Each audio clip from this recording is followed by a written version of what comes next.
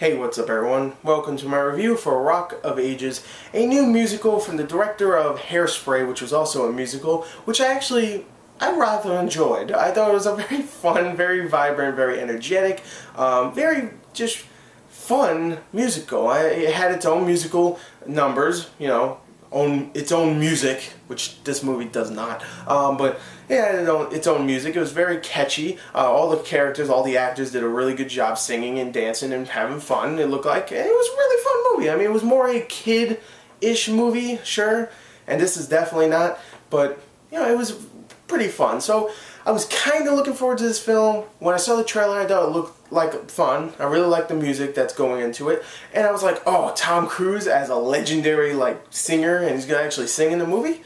I'm down. Alec Baldwin and Russell Brand, they both looked funny in it, and I like both of them, so I'm down. Let's watch this. Well, let's talk about it. Alright, now before I continue, I need to say one thing though. I do not think anything in this movie is horrible, alright? But I think every single thing in this freaking movie is so generic that it is boring. Okay, the story for the most part, okay? I'm not even going to try to explain most of the story because if you've seen a musical, you know what I'm talking about. And if you don't, let me just explain a little bit about it, okay? You have the two star-crossed lovers who, at the first, you know, in the beginning, they're not lovers. Later on, they become lovers, then they separate, go their separate paths, and then they become lovers again at the end of the movie. Through, of course, a musical number. Oh god, they pretty much fall in love in a musical number, and then they fall in love again through a musical number. So it's very generic musical tropes, pretty much. I mean, you have that, and also the two star-crossed lovers are played by Jennifer Hough and Diego Boneta. Also, you have the religious nut who hates rock music for some reason, and you have Catherine Zeta-Jones playing the leader of that. You also have the aging rocker who is pretty much just fed up with doing all this stuff. He just wants to live his life now. He wants to have a wife, pretty much, a love, you know, a family, and that's played by Tom Cruise, and that's Stacey Jacks, of course. And to be honest, he's the only really great character in this film. You have Alec Baldwin and Russell Brand who own the bar, and this is the whole Save the Rec Center plot, where you have to get $30,000 and pay off the taxes or the bar's going to shut down. You also have the douchebag manager of Stacey Jacks, who, of course, manipulates another character later on in the film to work for him, and he's a douchebag, and that's played by Paul Giamatti.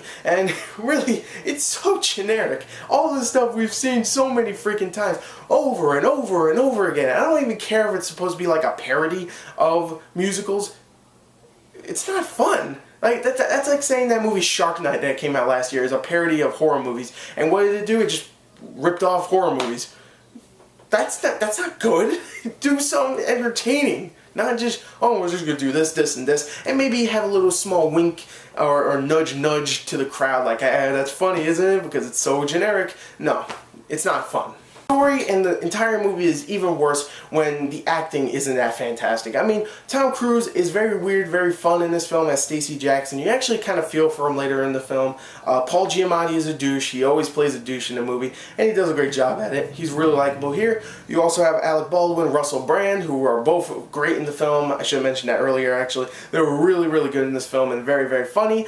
Who else you have? Catherine Zeta-Jones and Bryan Cranston. They're both great in the film too, even though Bryan Cranston's role is definitely smaller than Catherine Zeta-Jones. But for the most part, everybody did a great job, except, and this was the big thing, the two main characters. I hated these characters, okay? From the moment it started, I hated them. Sure, they can sing, but the thing is, this is the problem. The music numbers could be fun because, of course, they're music that I actually like, and if it's done right, it could be very energetic and fun to watch these people sing it. The thing is, the main two characters sing about, I would say, about 70% of the music numbers here, and they have a little help here and there by other characters later on, but for the most part, it's just them, and I hate them. I hate these characters. First of all, the girl sounds like a chipmunk if her voice was just a little bit deeper, just a wee bit deeper.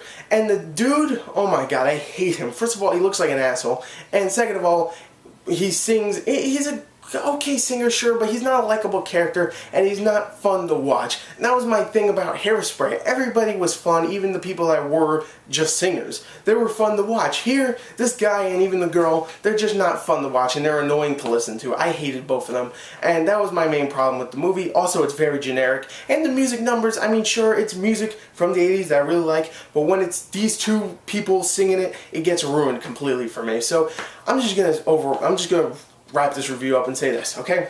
There's some funny characters. Tom Cruise does a great job. Alec Baldwin and Russell Brand do a great job. They also have a very funny outcome between them two, which is very funny.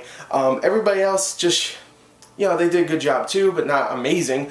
But this movie got ruined by the two main characters. I really hated them, I did. And the music numbers, when it wasn't them, it was fun. But when it was them, it was either too dramatic or too freaking energetic, and I just couldn't get into it. So I'm just going to give this movie a 20 out of 40. It was very disappointing, and I hope better next time, because I don't know, they had so much good in here. But yeah, I also had so much bad. So anyway, there's my review. Thank you, and goodbye.